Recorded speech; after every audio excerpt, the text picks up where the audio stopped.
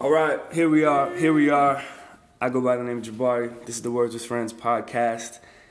Stay ready so you never have to get ready. You guys know that's the motto. And right now I'm here with my girl, Hollis. Woo! A.K.A. Wong-Weezy. Heyo. What's good? I'm good. I've been in LA for the last 10 days and soaking up both sun and clouds, and I'm heading back to Seattle tonight. And it's been quite the journey. Yes, it has been. For those that don't know, Hollis is a Renaissance woman of many talents. Takes a Renaissance person to know a Renaissance person, Jabari. Well, first of all, let's talk about. No. We're gonna explain what you do first, because I want to talk about how you and I met. But first, I want to let these people know what you do. So explain to everybody your profession and everything that you do in life. And it doesn't even have to be just your profession, just what you like to do, what you like to eat. Yeah, I love to eat noodles, and it defines essentially every aspect of my life. I mean, at this point, I do feel like I am moving towards being, or I really am emerging as like a professional creative. Mm-hmm. And so I think that takes many different forms. I come from like a background artistically in kind of theater and spoken word poetry. And then spoken word poetry as a teenager took me to rap. And so I was in a hip hop group for a while with my girl Mad Lions. We were called Canary Sing.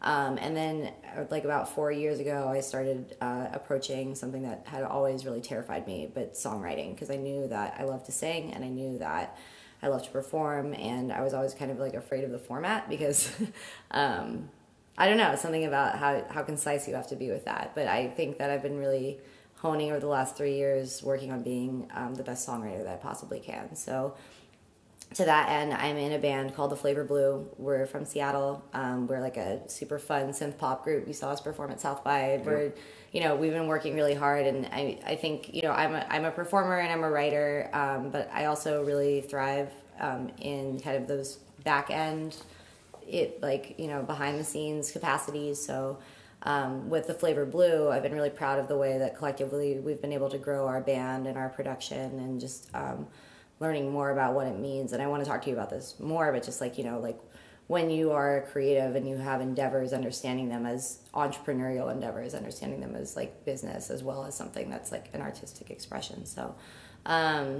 anyway, but basically I'm a vocalist, I'm a singer, I'm a songwriter, I am a creative producer. I've produced about like 11 music videos, and I'm just kind of also just figuring it out.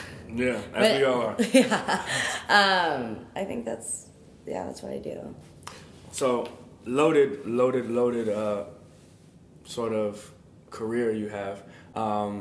And when I first met you in the music video producer capacity. Right. That was almost creeping up on 2 years ago when I came out to Seattle to shoot the Macklemore Jabari Presents documentary, which is now it's just like such a monumental, pivotal point in my career, in a lot of people's careers. In all of our careers.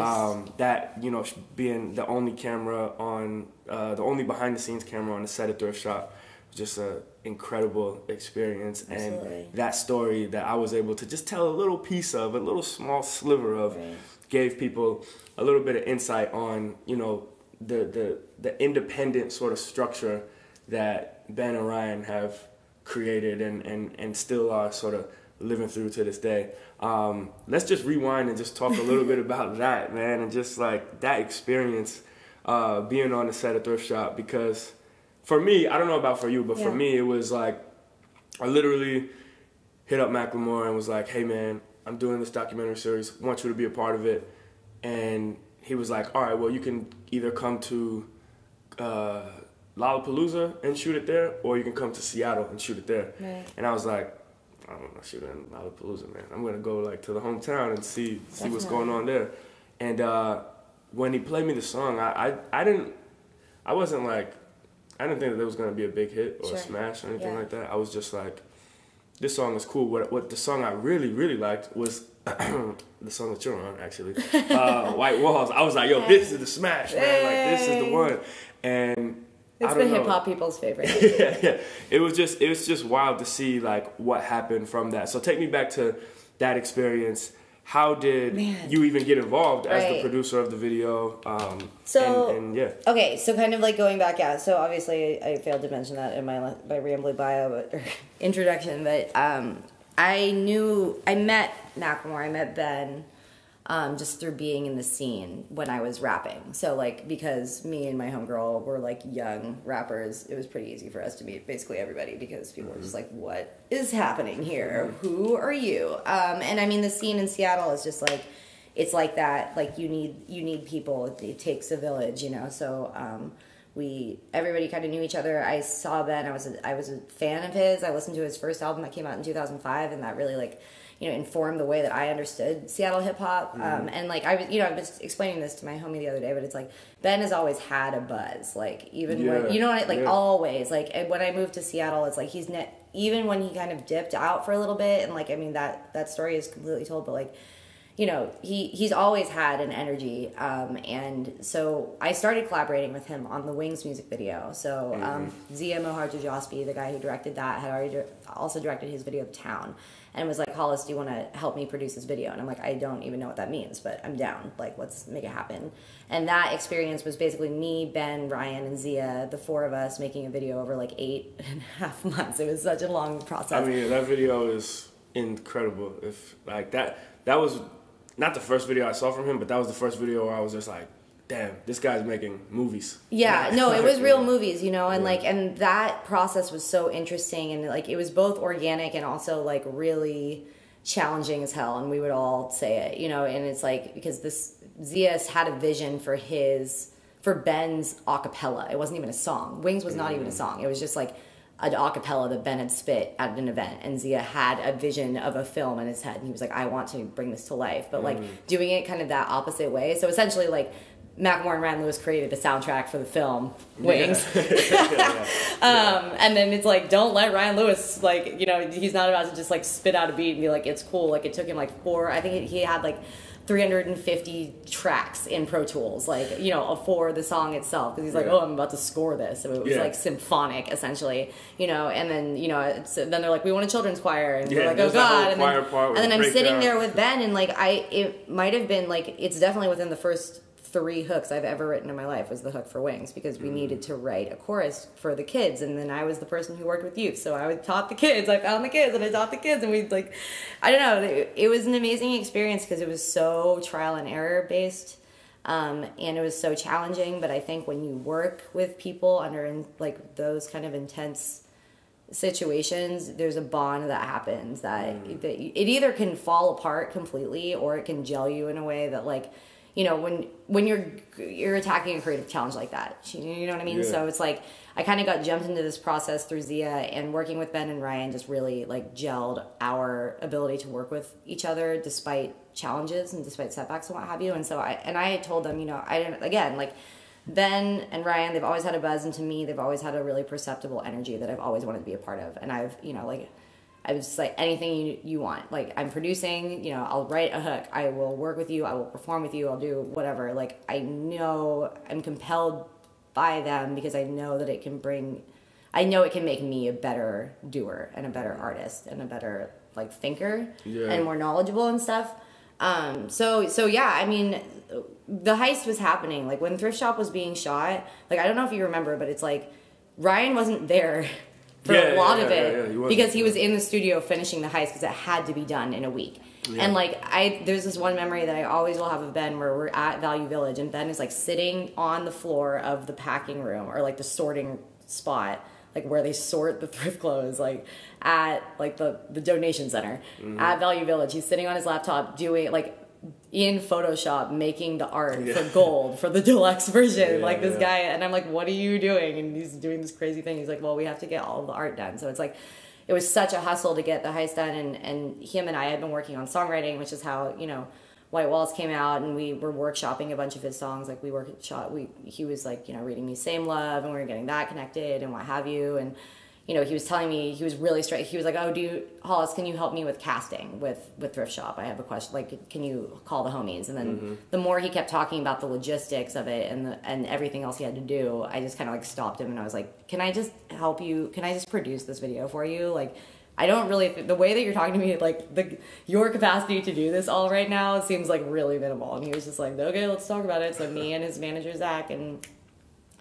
Ben, we all just like walked to the Thai spot by my house and like sat down and we're like, okay, we're about to do this. And I'm like, okay, it's on. Like, I'm making this happen. Thrift Shop is happening. 5 days. We had no treatment. We were just like, you know, we had visions. So they were like, we want the video to start from people coming out of a storefront. And I was like, all right. And then the idea was that the people were just going to like stream through the streets, which like didn't make any goddamn sense. But yeah, locking it in. And like, I think something that's always like made that happen was like, you know, being connected to the community that we're filming in. So Wings was a lot of that, like being connected to the youth groups that we worked with or the sites. And then for Thrift Shop, it was really like connecting with Value Village and being like, this is a partnership, connecting with Goodwill and like really talking them into letting us shoot in the place that we wanted to shoot and being like, this is a partnership, you know? And it has been. Like Goodwill and Macklemore, you know, the entity of Macklemore have remained like connected and in partnership together. And they've, you know, so it's like, it really like, it's authentic. It's not just like, I've seen pictures of him in certain Goodwills. Yeah. And like Goodwill Seattle, like they donate like product and stuff like that. You know, so it's creating meaningful connections, which is why that's why I'm motivated. Like, and that's how I kind of feel about my relationship with them is that like I feel like I had made a meaningful connection to that community. So anyway, yeah. So Thrift Shop, met Wands that day at the club. Yeah. Shout out to the homie in his suit. Wands.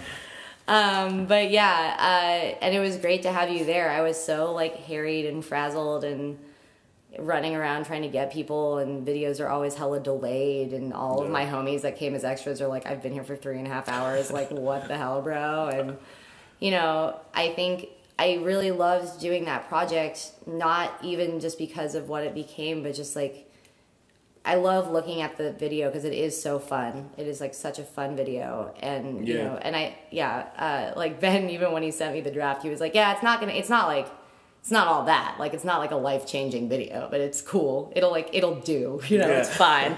And I watch it, and it's just a portrait of the energy. You know, I think it shows Seattle, and it's like really quirky, really fun, like very creative light. And I mean, it's not just because the homies are in it, and it's not just because the places that define like our understanding of our city are in it, but I think that there really is an energy throughout it, and that obviously that energy became the momentum that got them where they are. So yeah, it's just looking back at the video, it's just like that. The video, it's one of those videos where you're like, if you had a chance to be there, you would want to be there. You know what I mean? It's one of those where you watch it and you're like, so many of my friends are like, damn, how was it? Was it really like that? Or like, was it fun? It was just like a big random party. It was like a random party in thrift stores. Yeah. You know? It was a random party for 45 seconds, and then you waited for 15 minutes, and then for another 45 seconds it was a random party. But yeah, I mean, just each of the shots that we got going into it that defined what it was, I mean, it is a new perspective, you know, and to think that they didn't really do it. It's not like at minute 1:30, like Macklemore will walk with sunglasses in a vest. Like, you know, he was doing his own styling for that. And that was so much of his focus for that video was like, because Thrift Shop really is a statement on who he is, like as a style maven. I don't know who is Ben? Maven? A thrift maven. He's, you know, and like he's so particular about it, and I think that your documentary captured it super well. Is that like he's a particular ass dude, and like that's so much of the reason why both and Ben or Brian even more so. So it's like you know they're gonna, and it's quirky. It's a completely refreshing, different perspective, and so that was really the signaling. What let's talk about a little bit about you sort of coming from the Bay and then going to Seattle. Yeah. Because at what age did you move to Seattle? I moved to Seattle when I was 18. So I moved for college. I got a scholarship for a college up in Seattle. And so I was thinking about going back east. But I kind of already knew. I was like, Seattle has that energy. It has that vibe that I'm trying to get down with. Yeah. How did you know that from the Bay? Just from going there, or? Yeah, I visited during like the scholarship process. I went up there with my mom, and we like went to the school, and it was on Capitol Hill, so it's like in the mix, right? And I could feel like I was like the notion about, because I was thinking about going to a couple of colleges in the East Coast that were really amazing schools, but like remote as hell, like out in the middle of nowhere. And I visited a couple of them, and I just felt like mad lonely. Like I'd be there being like, I am going to feel so sad here. Like I can already sense it. Like college is already a hella sad time, and like I don't want to be isolated. And like Seattle, I don't know, being in Capitol Hill was like there. I could tell there was like both a grittiness and a vibrancy that I hella wanted to be around. And I had already known that it was a very like literary city, and I was really into poetry at that time. Had met a lot of people in the poetry community up there. So I knew that I kind of had an in with some sort of creative culture that I wanted to be a part of. And then also graduating without debt sounded really dope. Yeah, absolutely. Oh my god! Sorry. Yeah, you just took me to a deep dark place about what is it called? I've like deferred my loan so many times. Oh my god, it's so whack. Oh my goodness. Yeah. Okay. Off that. But yeah. So this is the thing with Seattle. It's like I literally was introduced to Seattle when I was in college.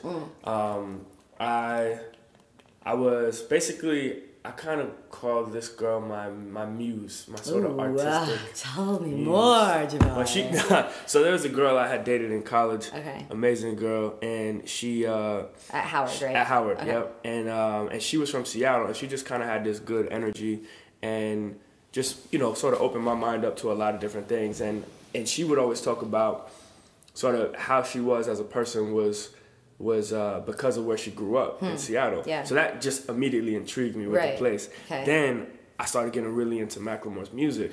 And I was like, hold on, wait a minute. Like, I'm like a huge fan of this dude. And like, he talks a lot about his city. And it just seems like there's a huge art scene there that's going on. And so I would, look at other Seattle artists online. Don't tell me. Oh man, why am I slipping on these guys' names? Might it be Blue Scholars? Blue Scholars, yeah. Blue Scholars. Yeah. And so I was getting into them a bit, and I was just like, yo, there's this new sort of like hip hop wave that's going down in the Pacific Northwest that like a lot of people aren't really talking about. Yeah. So being the hip hop nerd that I was just go on YouTube and just look at all these people, and I was like, man, I've got to get out there.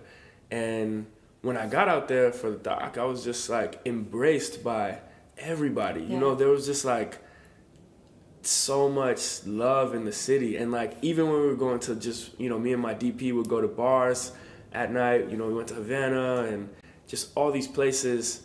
It was like when I told people that I was from there shooting something, everybody was just like, oh, well, you should like get some B-roll of this, or, you should, and it was just this like welcoming with open arms energy that is in the city.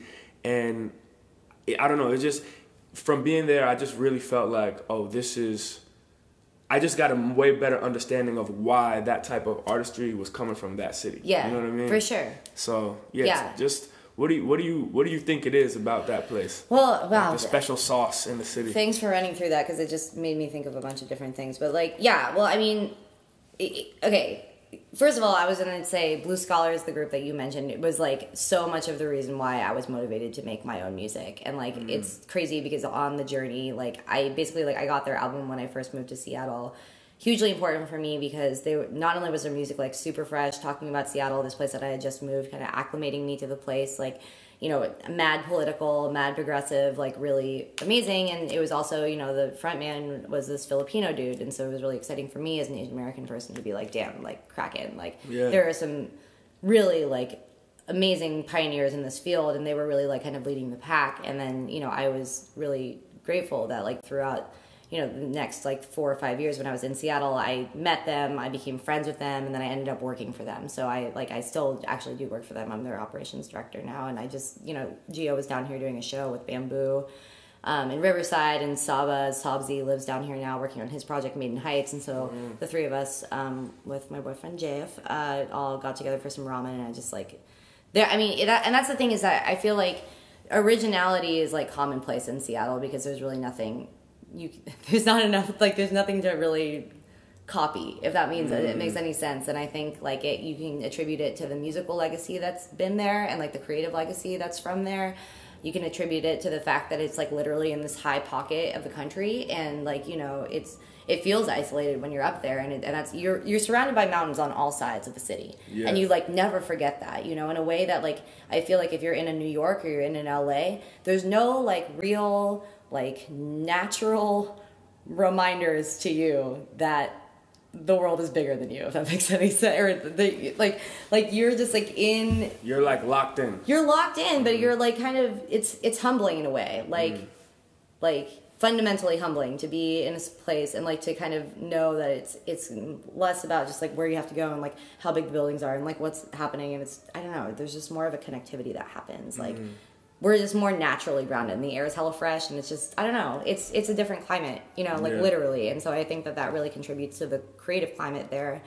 I think part of it, you know, especially being in LA for this past week and a half, I think a lot of it is the fact that like, you know, if you're coming up as a musician or you're coming up as a creative, like you make the industry that you are going to work within. Like that is yours to find, because especially in hip hop and like, you know, I think Macklemore and Ryan Lewis are obviously an amazing testament to independence, but it's like, it's because nothing in Seattle, you can't aspire for anything in that city that is any bigger, you know, than anything that you can dream up yourself. And it's like, and that's like the beauty of it. It really is like, because there's like, it's like a pioneer town in that way. Yeah, you know? There's no industry in the city. So. Yeah, I mean, there's industry in some pockets and in some ways. I'm not saying it's completely devoid of it, but like, there's no like labels for you to like network with, you know what I mean? It's like everybody who's a talent buyer at the venues are the homies, and like they're easily, you know, and I think that's a lot of why Seattle is really interesting, is because there is a lot of capital there is a lot of resources there, like tech is hella strong, like, you know, but they're just so much more accessible, and then like kind of the last thing that I was thinking of when you were talking to me about it, like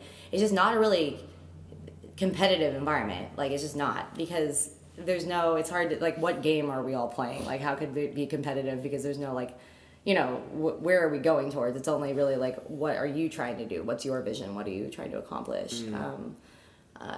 And I don't know. And I think that's why a lot of the reason why I feel really strong, like, coming down to LA, I think I would have been hella intimidated, like, coming from somewhere else. But I really just, like, I realized how much Seattle has, like, cultivated my artistry in a way that, like, was not, you know, in a way that was really nurturing. Like I feel very nurtured in that city. Yeah. And I really value that, even though, you know, sometimes I was just like, it's too late for me. I'm 26 years old. I could never do it.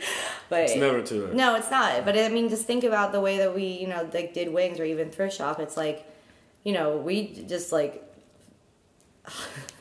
it's like, you know, the hustle is yours to define in that city. You know what I mean? It's like there's kind of less rules than, So we talked about Wings, Thrift Shop. The last sort of Macklemore piece I kind of want to talk about with you is White Walls. Yeah. And how did you know, work on that song? And did you also work on the video as well? I was in it. Aside from being in the video. I didn't really work. I worked one day as like a PA. Okay. For like 12 hours. I like got all the granny talent to like sign release forms, and then like went out and got pizzas. Like I did hella like PA stuff. Yeah. So White Walls came together because, by the way, White Walls is my favorite song on the album. Thanks, Jabari. White Walls White Walls happened because, again, I was saying, I was like kind of doing some workshopping with Ben, and it was really just kind of giving him support because, like, you know, again, coming from a poetic background, I have experience with like leading writing circles and working with young people on their poetry, and just like really I'm a much more lyrically driven person than anything, and so is Ben, which is why like I think we've always had a connection on that level. Is like Ben really approaches his raps like a spoken word artist. Like I was just actually kicking it with my homie Watsky, who is a really dope like MC that lives in Seattle now. Lives in LA, but I went to high school with him, and he's a lot of the reason why, you know, like I do what I do also, because like he kind of set the tone for me. Like he was doing poetry and he was rapping, and he was like, oh, it's like, you got to do this shit. But we were talking the other night when I was kicking out, I crashed at his house the first night I got here, and he was like, you know, a lot of the significance of Macklemore is that like he, you know, concept driven music, and that's really like kind of a legacy from, at least for where we come from, like kind of the spoken word genre and like the art form, which is like, you know, you are writing a piece that's about something, like there's substance, you know, that you are inspired by and you're motivated by and what have you. And I think that Ben kind of does that naturally. Like that's kind of what his like songs are about. Like Can't Hold Us is maybe the only song that's like hella random, but it's also, you know, very much like a celebration of their independence. And, you know, Thrift Shop, obviously, like White Wall. So I mean, so that's what was cool about working with Ben. Like Same Love, of course, like, you know, really strong concepts, really like, this is what this is about in ways that people can understand and digest and hold. Like not to say that doesn't have complexity, but there's a directness to it that Ben isn't afraid to embrace about himself and his like artistic vision. And that's something that really resonated with me as a poet. So I would work with him and we would just get together and write. And I remember we went out to breakfast once and he was like, yeah, we should write sometime. I was like, okay, well, maybe we should write now. And he was like, no, I need to go do this thing. I need to go get my ear fitted and I need to do whatever. And so I was like, okay, no worries. Like, you know, just hit me up whenever. And I looked at him and I was just like, commit though. Like you should commit to writing. And he's like, word. And so I was like, okay, well, I'll see you later. And I like walked down the block and then he called me. And I was like, what's up? I thought I left my wallet. And he was like, I don't know. I was just thinking about the fact that you just said I should commit. So maybe we should just write right now. I'm like, okay, meet me at the coffee shop. It's going down. But, you know, because in his, again, like he had so much stuff going on and so much buzz, so much happening that it is hard to commit to your artistry in that way, to the basics, to like the fundamentals of what you do. Yeah. When you're a rapper, there's so much, like he had just gotten back from LA and like done a tour of Complex and met with Mark Echo and like, you know, he was buzzing, like he was doing it. And then it's like, you know, but to put in that work, that like solitary, like this is me working on my craft work, like that's the least sexy thing that you can do as a rapper. Especially when other stuff is popping.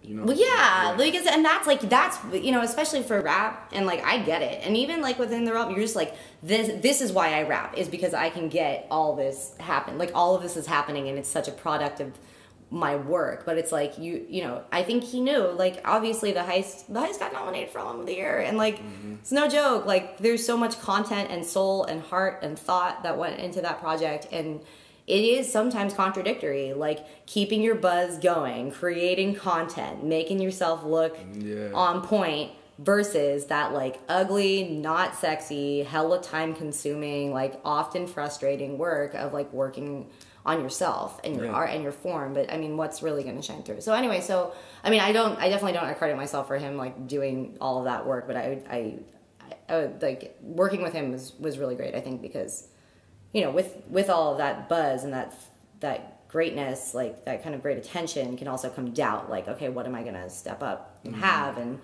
I know he felt that because it was scary. It was scary for, you know, of course, it was like frightening to release The Heist. It was a huge investment of their business. They put absolutely everything of themselves, you know, everything that they had into that project, you know, hoping that it would succeed in a way. And I mean, obviously, I mean, it definitely did. It totally did.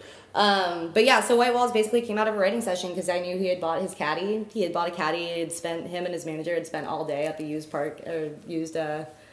fucking Cadillac dealership, and they purchased this caddy, and it was super sick. And I also could barely drive it off the lot, so he had to take it into the shop for like 2 weeks, and it was like a thing in his life. He was like, my caddy's in the shop, and I was like, man, Ben, like this car is such a metaphor for what's happening in your career right now. Like, it's the balling car that you have always wanted to roll out in, and you've earned it, and you've worked it, because he earned it basically like doing hella college shows and like hustling. Yeah. And there's hella shit that still needs to be fixed, and that you're doing on it on the daily. You know what I mean? Like it's not just like, oh, I'm up in the caddy now, like peace, I'm rolling. I was like, you know, I think it's, and I wasn't even just like, you know, write about. I was just like, I think it might be an interesting thing for you to write about. Like, think about it, because I know you're obsessed with your car. Like, you are obsessed. And it's okay. We all have our obsessions. But, you know, and he was like, I don't know. And then he just wrote, like, he wrote so much. He wrote, like, 5 verses, this guy. Wrote hella. Because he was inspired, because that's something that he knows to do, you know? Yeah, and then, yeah. and then Ryan laid down the beat, and the beat was hella sick. And then they brought me into the studio, and, you know, again, I was like, so do you want a guy or a girl to sing this? Like, I didn't really even know what I was doing. I had never really written for anybody else, but at the same time, I didn't want to assume I was going to be on their album, so they were like, yeah, let's figure it out. Ryan's like, I want something that's kind of like MIA. And we were like, okay. So we like watched Bad Girls, and we were like, wow, this video is amazing. And then we just wrote some stuff, and we wrote it in like a half an hour. And then Ryan was like, okay, just record it on your phone so we have the reference. And Ben was like, well, we're in the studio. You might as well just hop in the booth and just record the reference there. And I was like, oh, okay. And like, I don't know if everybody, reference track isn't what goes on the album. The reference track is just so that you have it written so that somebody else can perform it, essentially. Thank you for clearing that up, because sometimes I'm just like, so I know these terms. Right. And I'm just like, other people might not know this. Right. The terminology is real. So Ben was like, just hop in the booth. And I was like, okay. And then, of course, like, the 3 of us are not going to just, like, let something fly. So, like, 45 minutes later, I'm tracking, like, 3 different takes, and we're, like, going through whatever. And I walk out of the booth, and Ryan's like, okay, well, I think we got it. And I was like, okay, like, I guess I'll just see what's up. Like, I don't really know what's going on. It was, I meant to mention, like, writing that hook was so funny, because we were literally talking about his car. I was like, okay, what do you like about your car? What is your car? And he's like, well, it's off black. And I'm like, okay, it's off black. What else do you like about your car? He's like, well, the sunroof rolls off. And I was like, okay, great. Roof off. Like, you know what I mean? Like, it's so literal. And then we were just like going back and forth. It was really funny. But then I remember I drove out of there, and my boyfriend Jeff was DJing. For some reason I won't forget this. He was like DJing at the Seattle Art Museum, which was like a super dope gig, and I called him, and I was like, I never get giddy, but I was like hella giddy that I had just recorded. I was just like, I think we just recorded something really dope. Yeah. Like really dope, but I don't ever say that, and I don't know why. And Jeff was like, okay, like I was like, I don't really know, and then that's what happened. And then like 3 months later, you know, Ryan's like, oh, by the way, Schoolboy Q got on White Walls. I was like, or it wasn't, we were calling it Cadillac. We weren't even calling it White Walls. Like, White Walls came out, like, towards the end when we were like, we need a better name. But we were calling it Cadillac, and he was like, you know, Q just hopped on Cadillac. I was like, okay, this dude is on this song. And then I heard the verse, and I was like, okay, this is what's happening. Backwoods dope. Yeah, white hose in the back seat, snorting coke. Yeah. Content I would not otherwise choose to be on, but I respect everybody's artistic perspective. So let's talk a little bit about, I mean, the process and the sort of career as a writer, because I think this is something that a lot of people, it's not really, a lot of light is not shined on the career of a singer-songwriter. Sure. And more specifically, just as somebody who's a songwriter and who is not, you know, you hear people like Esther Dean, who had been writing songs for so long, and then, you know, they want to break out into a solo career. But I think that the real interesting part of that is that, you know, these people are sort of like, especially when you're making hits, like, you're just known and sort of famous within an industry. You know what I mean? And so talk a little bit about that songwriting career and sort of where you're at with it, and how do you sort of navigate your own solo career but still, you know, creating songs for other people? Yeah. I mean, I'm at the dawn of it, to be honest. Like, my experience working with Ben and Ryan was really my first foray into doing songwriting, and that wasn't just my personal shit. And then actually out of that, really, like, within that was when I started working with the Flavor Blue and started writing whole, like, songs that were like kind of pop or R&B or like, you know, and really coming together in what that craft was. It's been crazy. This last trip to LA has really made me realize, and you know, what I do, kind of like, you know, what I felt compelled to do, which is write songs, which for me is like one of the hardest, like, just forms of writing. Like, if I think about it as a poetic form, like I think about it like one would think of like a sonnet is like what I think about at songwriting. You know what I mean? And like, but that art and that craft, the fact that it is such an industry, and I have really only scratched the surface of what that even means and like what my capacity is within it. And that this past trip to LA has been so many different things, and it's been really amazing and really humbling and really not confusing, but I just have a lot to process in terms of whether this is like the road I want to go down. So that's like what songwriting, working with as producers, opposed to being an artist. Like I mean, and that's the thing is like I'm somebody who always wants to do both. I know you're somebody who always wants to do both. Or don't tell me there's something I can't do. Right? Yeah, like absolutely. Option D, all of the above. Like I will do all of the above. Like good luck with trying to get me to not do that. Right. So it's like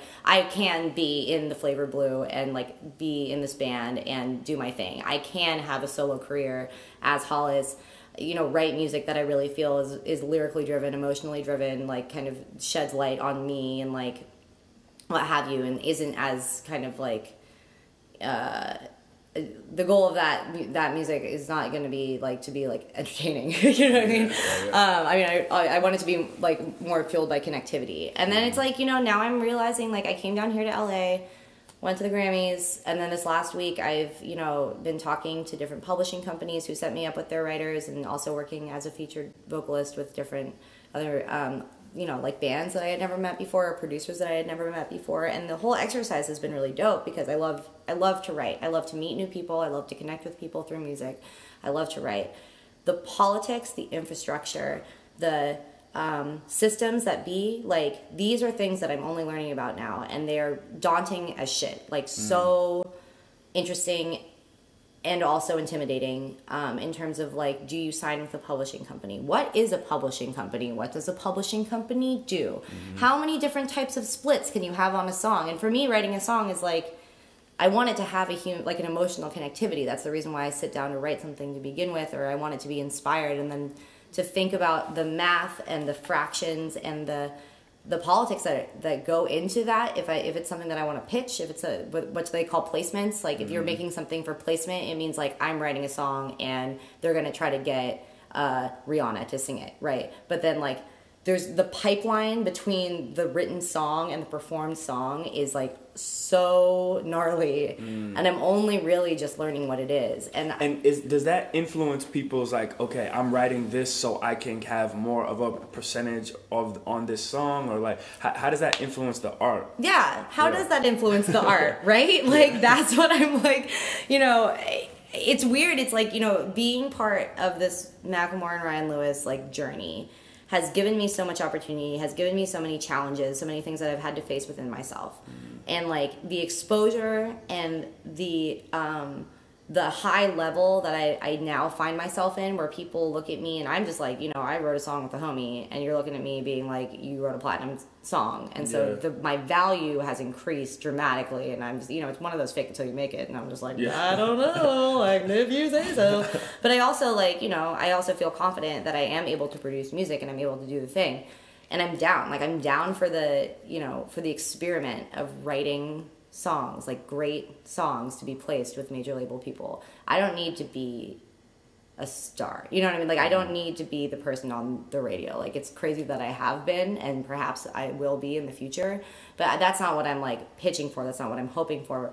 Am I down to write songs for other people? Am I down to like submit my art and like see whether that is something that can work within the system?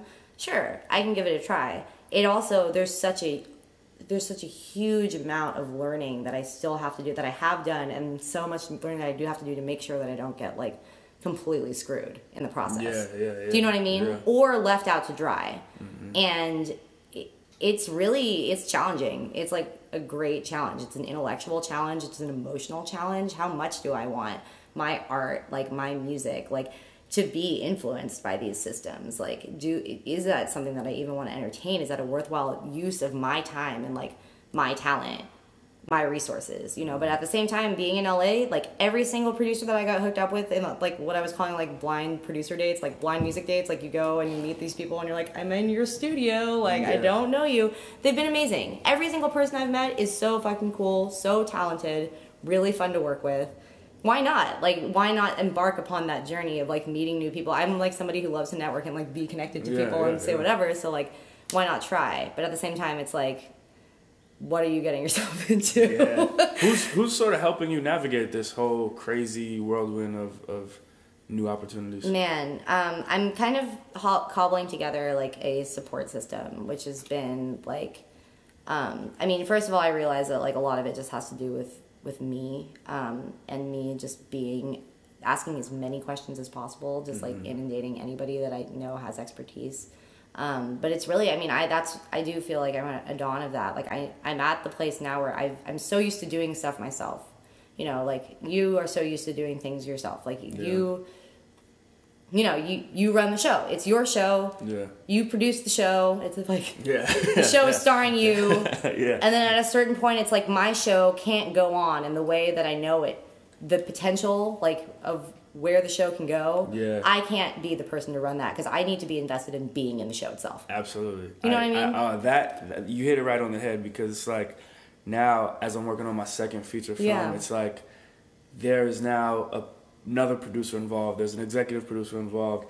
There's about to be so many more. Like, we're just in development stage right now on this next film. So there's going to be so many more people involved. And I'm so used to doing everything with just me, just my DP, one editor, and it's like a team of a handful of people. But it's like things can only get to so many people when you're doing it like that. Exactly. You know what I mean? And your art can only reach a certain amount of people. So I think you really have to open up and let other people come in to that process and help you, you know, spread the word. But at the same token, not giving up like your vision and your creative, you know, freedom and all of that stuff. That's always the issue of blending art and commerce. And you know, you come from a film background as well, so it's like with film, it's literally, you know, one of those entities of art where you have to have, I heard like James Toback say this, he was like, film is the only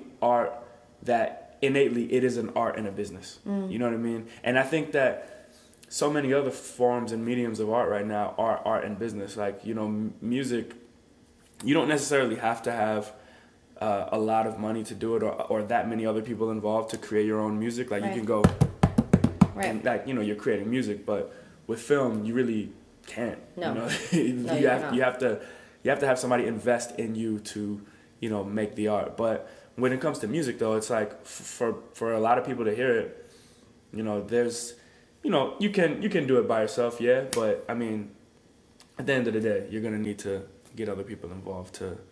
It's one of those things too where it's like, you know, I think when we were growing up, at least I can speak from my perspective, like, you're into hip hop, you're into being independent, you don't want to sell out, because selling out means that you're fake, that you're a fraud, that you're a sham of a human being, like that. It's like the worst thing. Worst thing you could do, right? And then, you know, and I just remember when like Common was in the Gap ads, and we were like, oh, sell out, which perhaps was still the case. But I mean, and then you start thinking about what does it mean to truly support yourself as an artist, and what allowances do you have to take, and a lot of those do come as compromises. Compromising, and like for me, I think what drives me is that, you know, when I think about like, okay, I'm gonna be a songwriter and I'm gonna write a song and I'm gonna pitch it to like whoever the hot vocalist is, and I'm gonna like spend days, weeks, months like of my life vying for like that, like it feels kind of shitty, right? Like, you know, like I'm gonna spend my like energy on that, like my personal like Hollis, that somebody that I want to curate, that people, you know, I felt really supported by, you know, people that I don't know at all, people that I hold really close to me, that want to see me shine, that want to see me succeed. Is this taking away from my shine? Is this taking away from the possibility within myself that I felt so supported to cultivate? Because you're just trying to convince somebody else that you're spending totally, and that you're like, you know, that you're spending a significant amount of like, you know, my young creative life. I just, you know, of course conjecture is whatever, but like, I don't know. But then at the same time, it's like economic stability is like a really powerful thing. And like, you know, and then where is the threshold? Like, where are you to the point where you are desperate and pathetic, but where are you at a place where you're being really smart and investing in something? And for me, it's like, and that's why I love being in Seattle, is that like the community that raised me as a young person into like an adult and into a poet and into a songwriter and into a musician, community that has my back is a community that I'm interested in investing in a big way. Mm-hmm. Like, my dream is to be able to really make significant investments into like space for young people to learn in and to read poetry at and to connect in and to feel like empowered within. Like, I want to make, like, I want to influence and to change and to like grow like opportunity for young people who don't have those opportunities. You know what I mean? And it's like, how do you do those things? Yeah. How is it possible for me to accrue capital in a way that I can be an investor in my community? And I'm like at the precipice of this industry where I'm like, I'm good at songwriting. Like, I'm learning, and like I really appreciate my boyfriend and obviously Jeff for being like somebody who's always just kind of been in my ear being like, this is what you've always wanted. Like, this is actually happening, even when I'm like, this is not what I want at all. Like, but it's like that, taking that bold leap, it's frightening. It's like, do you try to make it in this shit? Because there's hella money, dude, in the music industry. It's crazy. You can make the monies, and it's like, why am I, what inspires me to go forth into that realm? It's like murky and it's gross and it feels weird, but at the same time it can be like really awesome and can push me as an artist, inspire the things that I want to do and I want to say personally, and possibly give me the opportunity to make those significant investments that I'm really interested in making in my community. You know what I mean? It's like, it's tough. And it's also just like, you know, how much once you start learning about the politics of it, like I'm a student, I like being academic, so like learning about systems is something that's interesting to me. And then it's like, should I be spending my time learning about other stuff? You know what I mean? Like how, like what do we choose to learn about? What do we choose to invest our time into? So that's like, I'm at that crossroads right now. Yeah, I think with a good thing to always, if you ever are feeling like, am I going off track? Am I doing something that I shouldn't be doing? It's really those, you know, you think about why are you doing it. So it's like you said, you know, you're trying to eventually have a community center where people, and kids especially, can sort of share their art and, you know, share their poetry and have an open space where, you know, they can be themselves. It's like, if you ever are or, you know, your art is, you know, whatever the goal is of your art, you know, you can always ask the questions of, is this in line with the goals? Right. You know what I mean? Like, I always go back to that. It's like, here's an opportunity that has come up, but is this in line with the goals that I have? And if it's not in line with the goals that I have, and I have to continuously remind myself of those goals. Yeah, what are those goals for you, Jabari? Those goals for me are to challenge the status quo, essentially, and create art that essentially makes like the future generation better. You know what I mean? Better off than me. Absolutely. And you know, it's very like broad and wide in a sense, but at the same time, it's like I think that everything that I do sort of has that ethos to it. You know what I mean? Like whether it's these conversations, you know, it's like people can listen to this and, you know, say, oh wow, this is what it's like to be an emerging songwriter. Sure, you know what I mean? And that gives them a sort of hope of like, this is how I can sort of attack, you know, what I'm doing, because I might have this goal, but I hadn't been able to hear or see it in another sense. But Jabari was the guy that like brought that to life for me. You know what I mean? Yeah, so that's through my videos and through these conversations, and even through the parties that I throw. It's like, you know, of course, you know, that's essentially the goal, man. And it's like, you know, even from like a party level, it's like, you know, when you come to our parties, people don't care. We don't care about the money that's in your account.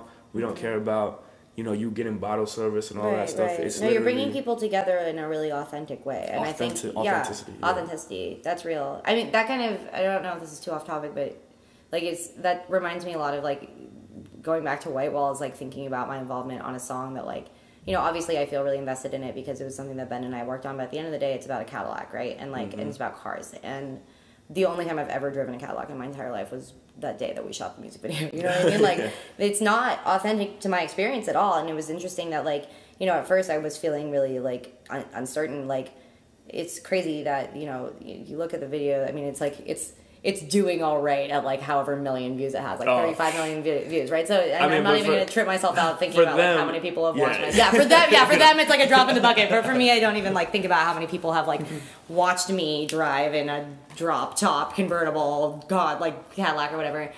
And I really think about like, you know, it's basically just like that fear of like, oh, what am I taking part in? Like, what am I challenging or what am I not challenging, right? And I mean, obviously with them, it's a thing because I support their work, I support their hustle, I support their independence, I support them as people more than anything.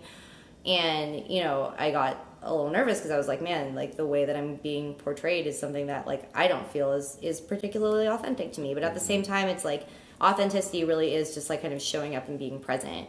And I realized that like when I would get feedback like from strangers, and especially like in the Asian American community, people being like just so hype, and young girls and young dudes being like so hype that like the singer on White Walls was Chinese, you know what I mean? Yeah. And just feeling like, okay, like there's a starting point. And if people are trying to like delve into me, if you look me up, you can find like some spoken word that I'm doing about like, you know, my own like ethnic identity and stuff like that at like 19 years old. And like it's so far from where I am now personally, but at the same time, it's like a real part of who I am. And once people meet you, like, you know, people you have to have a hook. You have to go to the party. They have to watch the movie. They have to watch the music video. Yep. People got to find you in a way, and that way has to be accessible. And then it's like, but that's just the entry point to a journey for deeper connectivity and for people to learn more about your work and like kind of, and in that way kind of the question, you know, and like start interrogating themselves and saying like, what's my work? What's my journey? Absolutely. I like to say mixing the medicine with the candy. You know what I mean? I like that. And there's a lot of that's real life. There's a lot of candy out there, but a little bit of medicine.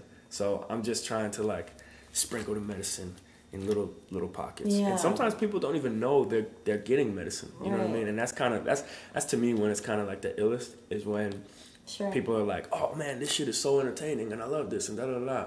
But it's like, yeah, and maybe you'll learn something too from this. You know what I mean? Like so.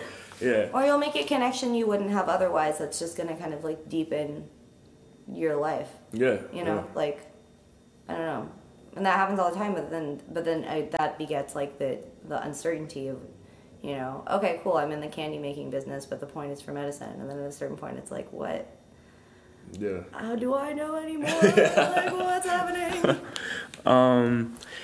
Let's talk about, I want to know craziest story. That's what I need from you. The craziest experience that you have had thus far on this sort of journey that you've been on. What is the craziest experience that I've had?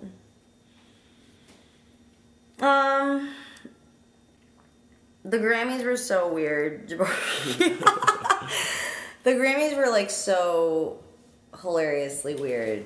I didn't even know if I was invited. It was like hearsay for a really long time. And then I like emailed them and called them like 3 or 4 times just to see what was up. You emailed the Grammys people? Oh, yeah. Never got a response back. Finally got the email address of like the director person and they brought me back and they're like, oh, great. Now that we know where to find you, your invitation will be on its way. And I was just like, the hell, bro? Yeah. So it was like so clowning because it's like, it's the Grammys. I'm nominated for a Grammy for Album of the Year. Like what a prestigious ass thing. You know what I mean? But then also just the hella like the hustle and the scrappiness of that experience was totally like on a next level thing, like especially for me where I'm somebody who like I really like kind of doing and working and being and connecting, but I'm not really good at like beauty or like styling myself or you know like getting I don't know, it was weird to like it was one of those like going back to you know how much do you let other people do for you versus you do for yourself. Like that was really an experience in realizing that like you know, I don't have the capacity of doing, like, even producing myself for this Grammys thing. Like, you know, I felt like it was, like, I was a production, you know, and, like, it was crazy because my mom came, my mom was my date, my entire family was there, driving. We were like, it took us like 45 minutes to figure out how to get to the Grammys, and it was just like mad stressful, and we're like ticking down. I'm like, I'm not missing Beyonce. Like, I need to be in my seat at 5 p.m. kind of thing. Me and my mom ended up walking around. We got dropped off. I left my phone in the car. We walked the perimeter of Staples Center. Like, literally, my mom has her heels off. Like, we're walking. We finally find the red carpet. Yeah. And then I'm, like, with this handler dude that's, like, trying, you know, and he was like, do you want to do press? I'm like, sure. And we're, like, going up to these. And I'm on the red carpet, right? I'm in my gown. I'm looking good. I'm, like, out here. I'm nominated. Yeah. We're going to each of these little, like, press outlets. And everybody's just, like, and the guy's like, it's Hollis from White Walls. Like, on Macklemore's latest single, and then they'll just be like, pass. So I just am getting like passed by like VH1, passed by like whoever the fuck. I'm like, I don't even know this channel, but they have passed upon me, you know what I mean? And like, just that moment of feeling like, okay, here it is. I have like arrived, literally and figuratively. And who gives a fuck? Like, and it was great.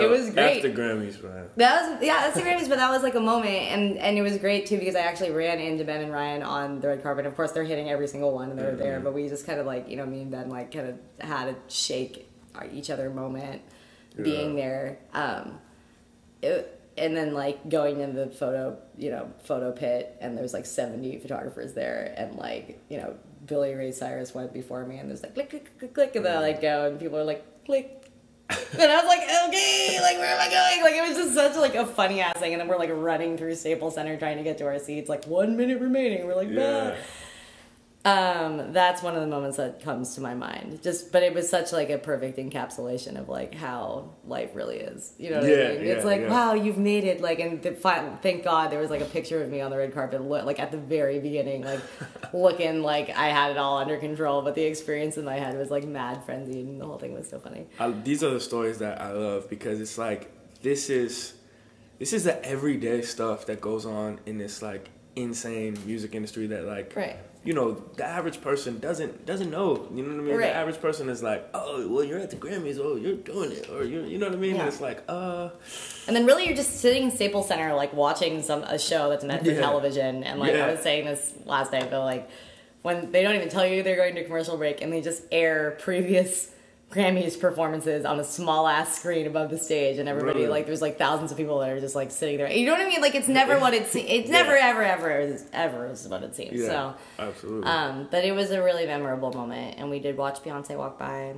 My mom saw Cyndi Lauper, and she was really excited. So nice, a success all the way around. Absolutely. Well, this is just the beginning for you, Hollis. Thanks, Jabari. I'm so excited to see what's coming next with Flavor Blue, you as an individual. Thanks. And just everything for you. I really appreciate that. Yeah. And I think there is an energy and there is a momentum, and if there's something that I felt here in LA, and even just Jabari and I were kicking it on a rooftop in East LA last night. Oh yeah, FYI. Oh, my goodness. We went to this party last night that was deep in East LA. Shout out Colin Johnson. Oh my, all night, after hours giant. You know I'm from the East Coast, so this whole closing at 2 a.m. thing just doesn't work for me. But like this thing was rocking till like 6. We left at about 3. But it was popping and insane. It was dope, and it was great because it's like you came and linked up, and my homies like Rafael Casal and Nico, Carey, and Niley, like really awesome rapper, hip hop, poet people, and producers too. We are all jack of all trades. What the hell? There's no other. There's no trade we can't do or can't try to do, but Absolutely. We're all out there, and it was just so nice to celebrate, to be with people and fam, and we're all feeling ignited. I can tell, we're all feeling, maybe it's how old we are, and maybe it's the age, or maybe it's because we know that like doing our own thing and doing it authentically and doing it independently is really possible. It's within reach. Like, we can succeed, and it feels good to be down here and to feel that power, Yeah, it does. And with the homies, like. Yeah, I mean, that's the best. That's the best thing about it, is like when you experience. I was on the other podcast the other day. I was talking about how, it's good to have people around you that are, again, like big ideas people. You know what I mean? People that are trying to do something that's just dope, and you just feed off that, man. Right. When you surround yourself with people that are doing great things, it's like you're bound to be exactly like them. Exactly. So With that being said, Hollis, tell them where they can find you, social networks and all that. Hey, yeah, I'm at Wong-Weezy, WONGWEEZY. You can find me on Twitter and Instagram. My website's holliswongwear.com. And holler at me. Thanks so much for having me, Jabari. Of course, man. Thank you so much. We'll do it again. You guys know where to find me. YouTube.com/Jabari. Instagram.com/Jabari. And Twitter.com/Jabari. And by this time, Words with Friends should be on iTunes, but you guys already know SoundCloud.com/Jabari. Words with Friends. Stay ready so you don't have to get ready. Peace.